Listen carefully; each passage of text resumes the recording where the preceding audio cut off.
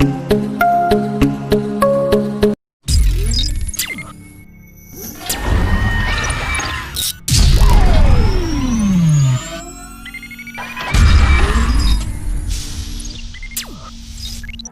all of you to our channel Lab Tech Guru. If you are new viewers on our channel, then you must share and subscribe our channel and don't forget to press the bell icon. तो चलिए आइए हम देखते हैं अपने next जो हमारा ये वीडियो है पैरामेडिकल के लिए। तो पिछले वीडियो में हमने 50 क्वेश्चन देखे थे जो काफ़ी महत्वपूर्ण क्वेश्चन थे पैरामेडिकल के लिए। तो ये सारे जो क्वेश्चन हैं ये सब भी आपके एग्ज़ाम के पॉइंट ऑफ व्यू से बनाए गए हैं। ये भी क्वेश्चन आपके लिए बहुत ही ज़्यादा महत्वपूर्ण है, तो इस वीडियोज़ को आप लास्ट तक देखेंगे जिससे आपको ज़्यादा से ज़्यादा बेनिफिट इसका मिल सके। तो चलिए हम चलते हैं अपने क्वेश्चन के ऊपर। तो हमारा पहला क्वेश्चन है, कोलेरा बैसिलस की खोज की थी। तो कोलेरा बैसिलस की खोज किसके द्वारा की गई? रॉबर्ट कोच ने। तो यदि पूछा जाए कोलेरा बैसिलस की खोज किसने की, तो रॉबर्ट कोच ने की है। और कोलेरा बैसिलस, जो कोलेरा बैसिलस है इसकी खोज भी की थी और इन्होंने जो है मर्म का सिद्धांत भी दिया। एक तरह से आप बोल सकते हो रोग का सिद्धांत जो है पूछा जाए किसके द्वारा दिया गया, तो रॉबर्ट कोच के द्वारा दिया गया। ठीक है, नेक्स्ट क्वेश्चन हमारा है, इंसुलिन की खोज की। तो इंसुलिन का खोज जो है किसके द्वारा किया गया? तो डॉक्टर F.G. बेंटिंग। जो बेंटिंग है, आपको बेंटिंग याद रख लेना है। तो इंसुलिन की खोज बेंटिंग के द्वारा की है। ठीक है, इंसुलिन एक हार्मोन है जिसकी कमी की वजह से क्या हो जाता है? मधुमेह रोग हो जाता है। कभी ऐसा क्वेश्चन अराइज हो जो कि यदि मधुमेह रोग किसकी कमी से होता है, तो आपको बताना है इंसुलिन की कमी से। नेक्स्ट क्वेश्चन हमारा है, केंद्रक स्पिंडल बनाता है। केंद्रक जो है स्पिंडल शेप का फॉर्मेशन करता है। तो उसमें जो डिवीजन होता है, कौन सी डिवीजन में? तो अर्धसूत्री एवं समसूत्री दोनों विभाजन में। ठीक है, मियोसिस और माइटोसिस ये दोनों जो डिवीजन होता है उसमें केंद्रक जो होता है वो क्या करता है? केंद्रक स्पिंडल शेप का फॉर्मेशन करता है। नेक्स्ट क्वेश्चन हमारा, किस जंतु विशेष पर लैमार्क ने यह सिद्ध करने का प्रयत्न किया कि जंतु पर अनेक वातावरण का सीधा प्रभाव पड़ता है? तो किसी जंतु विशेष के बारे में बात किया गया था। तो लैमार्क ने जो है जिराफ का एग्जाम्पल लिया था, उसके अकॉर्डिंग ही उन्होंने ये बात बताया था कि जंतु जो है अपने वातावरण का जो उसके इफेक्ट पड़ता है, वातावरण का इफेक्ट जंतु के ऊपर पड़ता है, वो अडॉप्ट करता है, किस तरह इन्वायरमेंट को अडॉप्ट करता है, इस चीज़ को बताने के लिए उन्होंने जिराफ का सहारा लिया था। तो हम नेक्स्ट क्वेश्चन हम देख लेते हैं। क्वेश्चन नंबर 5, रुधिर से CO2 का परिवहन मुख्यतः किस रूप में होता है? यानी जो हमारा ब्लड सर्कुलेशन जो होता है, तो CO2 का जो परिवहन होता है तो किस रूप में होता है, किस फॉर्म में होता है? तो बाइकार्बोनेट के फॉर्म में। नेक्स्ट क्वेश्चन हमारा क्वेश्चन नंबर 6, सबसे छोटा पक्षी है। बहुत इजी क्वेश्चन है, हमिंग बर्ड। हमिंग बर्ड जो है वो सबसे छोटा पक्षी है। नेक्स्ट क्वेश्चन हमारा, BMR शब्द का अर्थ है। तो BMR शब्द का अर्थ क्या है? Basic metabolic rate. याद रखना है आपको, ये फुल फॉर्म में कभी पूछा जा सकता है BMR का फुल फॉर्म, तो basic metabolic rate. Next question हमारा है, परखनली शिशु यानी टेस्ट ट्यूब बेबी में। तो टेस्ट ट्यूब बेबी में जो फर्टिलाइजेशन होता है वो शरीर से बाहर होता है, यानी निषेचन शरीर के बाहर होता है। नेक्स्ट क्वेश्चन हमारा, मनुष्य में इरिथ्रोसाइट का जीवन काल होता है। इरिथ्रोसाइट यानी रेड ब्लड सेल, तो इसका जो बोल सकता है कि लाइफ टाइम इसका कितना है, तो ये 120 डेज तक ही जीवित रहता है। तो 120 डेज का जीवन काल है। नेक्स्ट क्वेश्चन हमारा, किस विटामिन का निर्माण त्वचा में होता है? स्किन में कौन से विटामिन का निर्माण होता है? तो त्वचा में जो विटामिन है वो है विटामिन डी। विटामिन डी का निर्माण त्वचा में होता है। नेक्स्ट क्वेश्चन हमारा, घोगा यानी ग्वाइटर रोग किसकी कमी से होता है? तो ग्वाइटर रोग जो है, यदि आपने देखा होगा गले में बड़ा सा मतलब स्वेलिंग टाइप का देखा होगा, मतलब ये बुजुर्ग वाले ओल्ड एज वाले पर्सन जो पहले से जो लोग हैं उनको ये बहुत ज़्यादा हुआ करता था। तो अभी फ़िलहाल तो ये बहुत कम है। तो ये घेगा रोग जो होता है किसको होता है? जिसको आयोडीन की कमी है। ठीक है, तो आयोडीन की कमी से होने वाला ये रोग क्या है? तो ग्वाइटर, घेगा रोग। ठीक है, तो नेक्स्ट क्वेश्चन देख लेते हैं। हमारा नेक्स्ट क्वेश्चन है, यदि बाहर से कोशिका के अंदर कोई जल प्रवेश नहीं हो रहा है तब बाह्य माध्यम है। यदि बाहर से जो है अंदर कोशिका के अंदर कोई जल प्रवेश नहीं कर रहा है तो बाह्य माध्यम क्या है? समपराशरी। आपको याद रखना है कि यदि ऐसा कंडीशन है कि जब बाहर से कोई जल अंदर नहीं जा रहा है तो वो कैसा है, माध्यम कैसा है, तो समपरासरी। ठीक है, नेक्स्ट क्वेश्चन हम देख लेते हैं। अर्धपरागम्य झिल्ली से होने वाला विसरण कहलाता है। तो अर्धपरागम्य यानी सेमी परमेबल मेम्ब्रेन, तो उससे होने वाला जो डिफ्यूजन है वो क्या कहलाता है, तो विसरण जो है वो परासरण कहलाएगा। ठीक है, नेक्स्ट क्वेश्चन देख लेते हैं। एंथ्रेक्स रोग का कारक है। जो एंथ्रेक्स रोग होता है उसका कारक क्या है, तो उसका नाम बताना है आपको। तो बैसिलस एंथ्रेसिस, नाम से पता चल जाएगा, एंथ्रेक्स है तो एंथ्रेसिस आपको बताना है। तो बैसिलस, बैक्टीरिया का सेप, बैसिलस एंथ्रेसिस। नेक्स्ट क्वेश्चन हमारा हीमोग्लोबिन जो है वो क्या है, तो लाइपोप्रोटीन।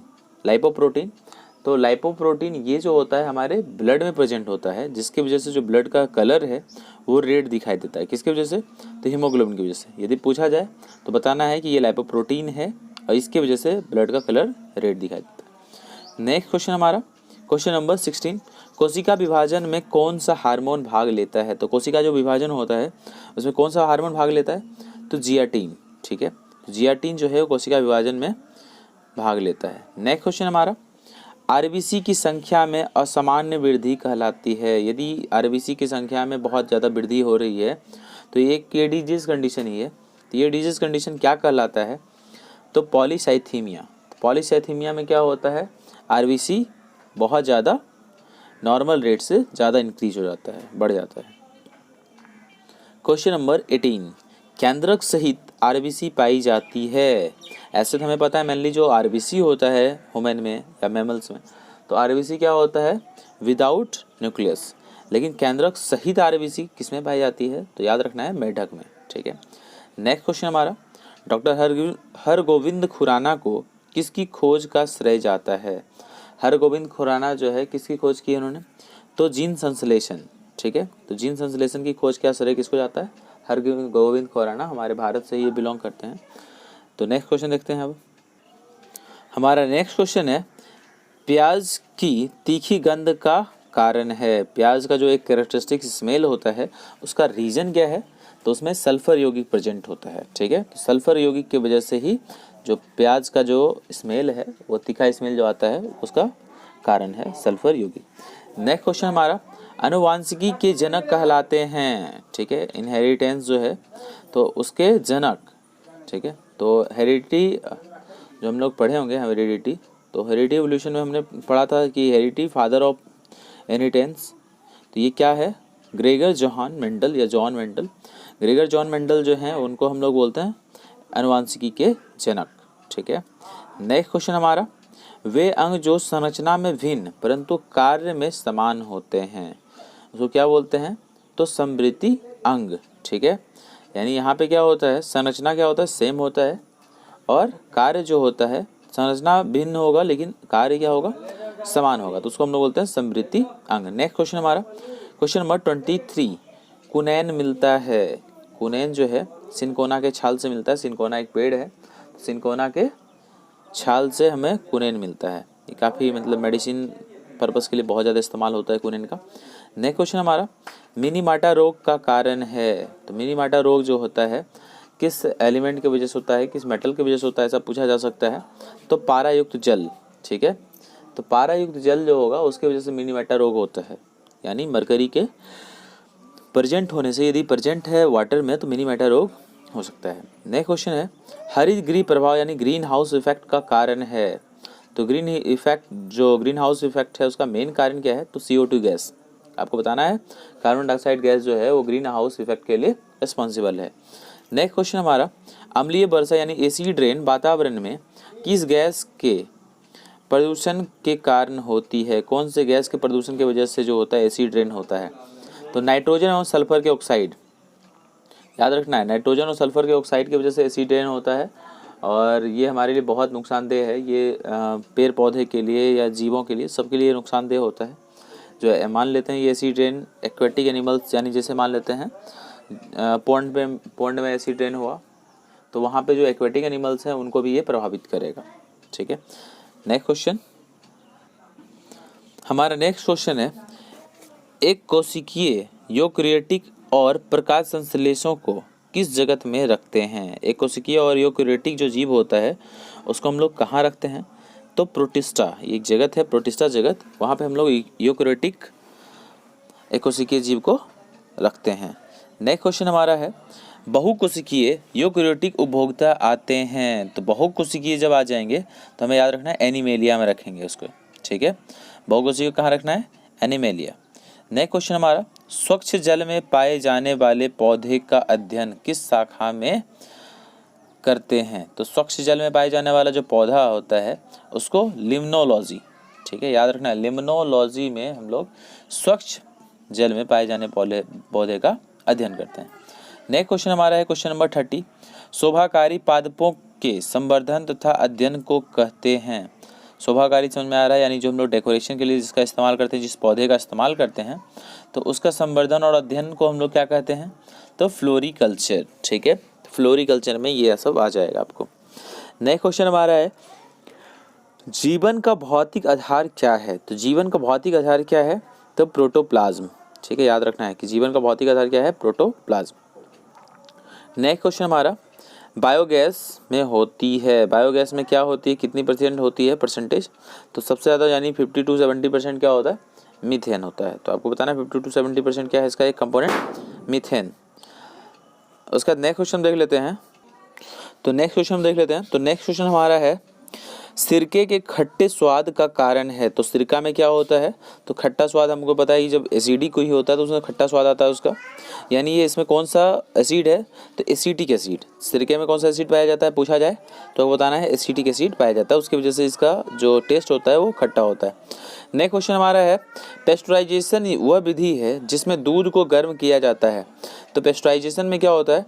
दूध को 63 डिग्री सेल्सियस पर 30 मिनट तक के लिए गर्म किया जाता है। यदि इसको अप्रॉक्स में यहाँ लिया गया है, ऐसे इसका 62.8 डिग्री कहीं पे दिया हुआ रहे तो वो भी इसका सही है कि 62.8 डिग्री सेल्सियस पे 30 मिनट तक हम लोग दूध को गर्म करते हैं। ये लो टेम्परेचर है।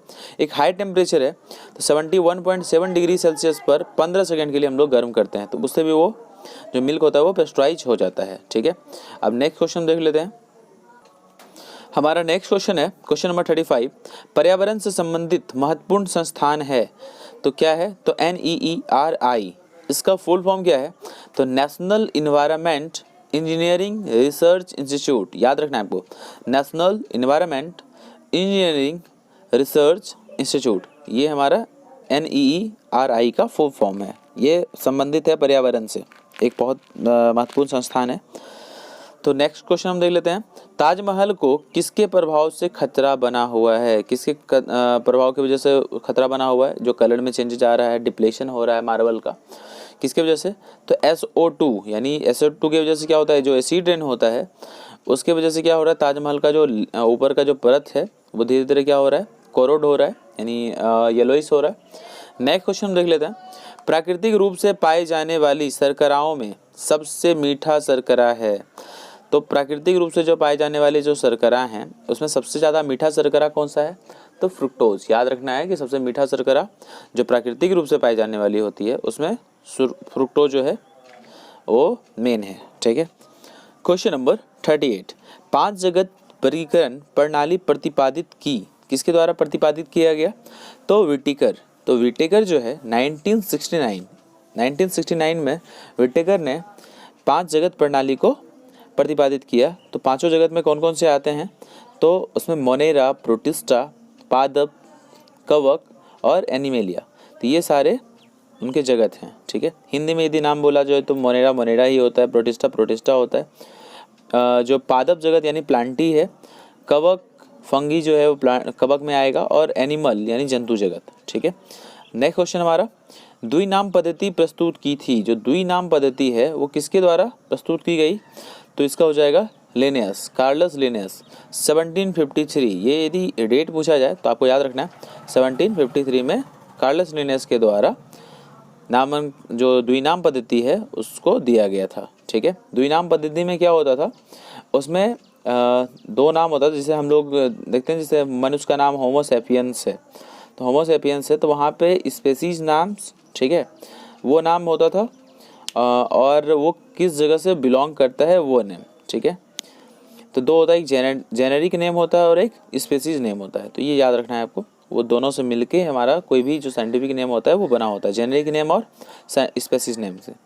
नेक्स्ट क्वेश्चन हमारा क्वेश्चन नंबर 40, प्रायोन्स। जो प्रायोन्स है वो क्या है? तो प्रायोन्स का एक प्रोटीन है जो बीमारी उत्पन्न करती है, यानी वैसा प्रोटीन जो बीमारी उत्पन्न करता है उसको हम लोग क्या बोलते हैं? प्रायोन्स बोलते हैं। नेक्स्ट क्वेश्चन देख लेते हैं हम हमारा क्वेश्चन नंबर 41, नाखून बने होते हैं। नाखून किससे बने होते हैं? तो केराटिन नामक जो पदार्थ है उससे बना होता है हमारा नाखून। नेक्स्ट क्वेश्चन हमारा, वसाओं का इमल्सीकरण किसके द्वारा होता है? यानी जो फैट्स होता है उसका इमल्सिफिकेशन किसके द्वारा होता है? तो पित्त लवण के द्वारा। ठीक है, तो आपको याद रखना है पित्त लवण जो है इसके द्वारा, यानी बाइल के द्वारा, बाइल सॉल्ट जो होता है उसके द्वारा फैट्स का इमल्सिफिकेशन होता है। नेक्स्ट क्वेश्चन हमारा, गोबलेट कोशिकाओं का कार्य क्या है? जो गोबलेट कोशिका होते हैं उनका क्या फंक्शन है? तो म्यूसिन का उत्पादन। आपको याद रखना है गोबलेट कोशिका क्या करती है? तो म्यूसिन का फॉर्मेशन करती है। Next question, question number 44, cholesterol उत्पन्न होता है। कोलेस्ट्रॉल कहाँ उत्पन्न होता है शरीर में? किस भाग में, किस ऑर्गेन में? ऐसा पूछा जाए तो आपको बताना है यकृत से होता है। कोलेस्ट्रॉल कहाँ से उत्पन्न होता है? यकृत से। क्वेश्चन नंबर 45, कौन से विटामिन में कोबाल्ट होता है? तो कोबाल्ट कौन से विटामिन में होता है? तो B2 जो है उसमें क्या होता है? कोबाल्ट प्रेजेंट होता है। नेक्स्ट क्वेश्चन हमारा, कौन सा विटामिन मनुष्य के मूत्र के साथ उत्सर्जित होता है? यानी मनुष्य के जो मूत्र होता है उसके साथ वो उत्सर्जित होने वाला कौन सा विटामिन है? तो विटामिन B12। आपको याद रखना है विटामिन B12 जो है मनुष्य के मूत्र के साथ उत्सर्जित होता है। क्वेश्चन नंबर 47, मायोग्लोबिन पाया जाता है। किसमें पाया जाता है मायोग्लोबिन? तो पेशी में, यानी जो मसल्स है, मसल्स में हमारा मायोग्लोबिन पाया जाता है। नेक्स्ट क्वेश्चन नंबर 48, ग्लाइकोलाइसिस का अंतिम उत्पाद होता है। तो अंतिम उत्पाद क्या बनता है ग्लाइकोलाइसिस का? तो पायरुविक एसिड, यानी पायरुविक अम्ल जो है इसका फॉर्मेशन होता है ग्लाइकोलाइसिस के अंतिम उत्पाद के रूप में। नेक्स्ट क्वेश्चन, क्वेश्चन नंबर 49, मानव रुधिर का पीएच है। मानव रुधिर का पीएच कितना है? तो 7.4। याद रखना है मानव जो रुधिर होता है वो स्लाइटली क्या होता है? बेसिक होता है और उसका पीएच क्या है? 7.4। लास्ट क्वेश्चन हमारा आज का क्वेश्चन नंबर 50, मानव मूत्र में यूरिया किसके टूटने से बनता है? मानव मूत्र में जो यूरिया होता है वो एमिनो एसिड के टूटने से बनता है। ठीक है, तो आज के लिए ये वीडियो बस यहीं तक रहने देते हैं। नेक्स्ट वीडियो में हम और भी अच्छी जानकारी के साथ आपके सामने हाजिर होंगे। तो आप यदि हमारे चैनल्स पे न्यू व्यूअर्स हो तो आप हमारे चैनल को शेयर एंड सब्सक्राइब जरूर करें और अपने फ्रेंड्स में ज़्यादा से ज़्यादा शेयर करें, जिससे इस वीडियोज़ का लाभ किसी और को भी मिल सके। तो बाय बाय, टेक केयर।